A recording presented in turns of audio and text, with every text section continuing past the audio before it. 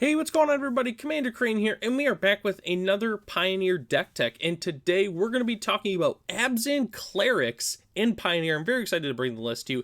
As always, let me know in the comment section below. What do you think about the list? What do you hate about the list? Was there a card that I forgot to include? What would you change? And as always, if there's any suggestions that you have for upcoming videos, just let me know in the comment section below. So, okay, a little bit of backstory on this deck. So for those who are longtime viewers of the channel, we like to do a lot of different creature type decks. Like obviously, we've done like the basics. We've done like, merfolk and goblins and humans and merfolk. I think I already said that. But we also do like dinosaurs and dragons, and we've done dogs in the past, that kind of thing. So the other day I was like scouring through Goldfish trying to find some obscure lords from Magic's past. I'm trying to find, just random lords. And I did find a couple. And one of the ones I found was the cleric lord from Dominator United. I'm like, man, there's got to be enough clerics to make a cleric deck in Pioneer.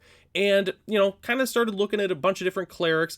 And I kind of realized, like, wow, there's actually some very strong cards that also happen to be clerics. Kind of like how the werewolf deck that we did a while ago, where it was playing Reckless Stormseeker and Werewolf Pack Leader. Those are just really good cards, and they happen to be werewolves. And that's kind of what this deck as a whole is.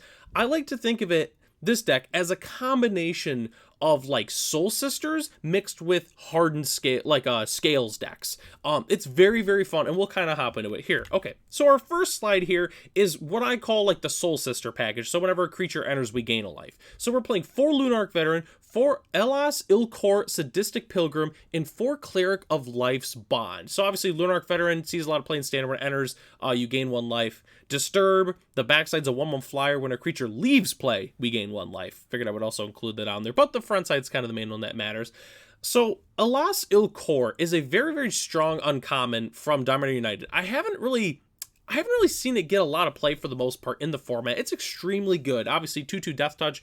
Whenever another creature enters the battlefield under control, you gain 1 life. When another creature you control dies, each opponent loses 1 life. Just a fantastic, like Soul Sister.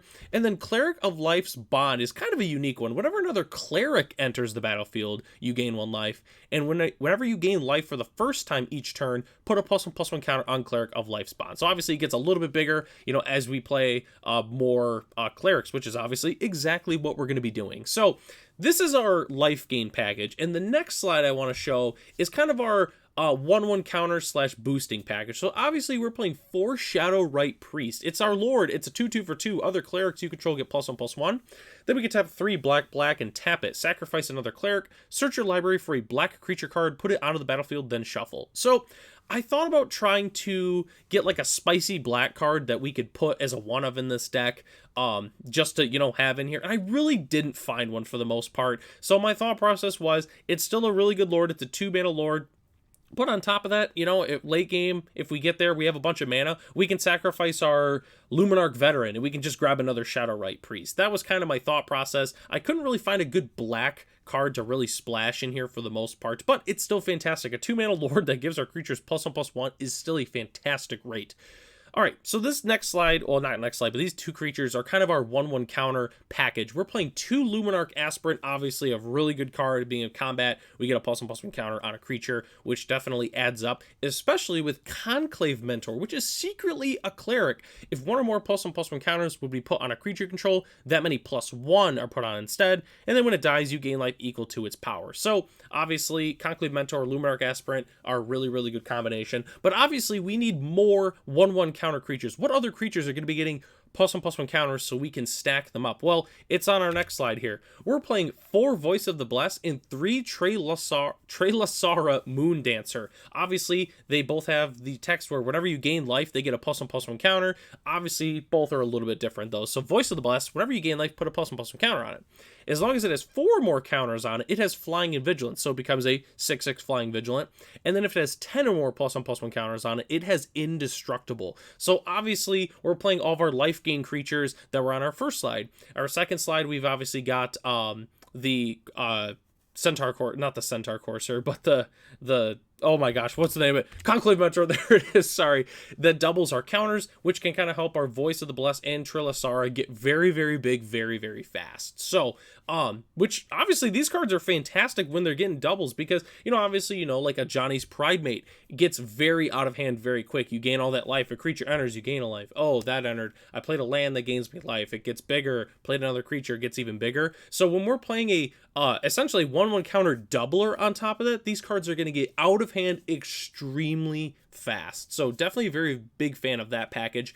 Then we're also playing 4 Righteous Valkyrie. It also happens to be a cleric, and it works very well with our clerics here. Whenever another angel or cleric enters the battlefield under your control, you gain life equal to that creature's toughness. So it's essentially just another one of our life gain package. But what's really cool about it is if we have at least 7 life more than our starting total, creatures you control get +2/+2. So obviously our creatures get even bigger on top of that.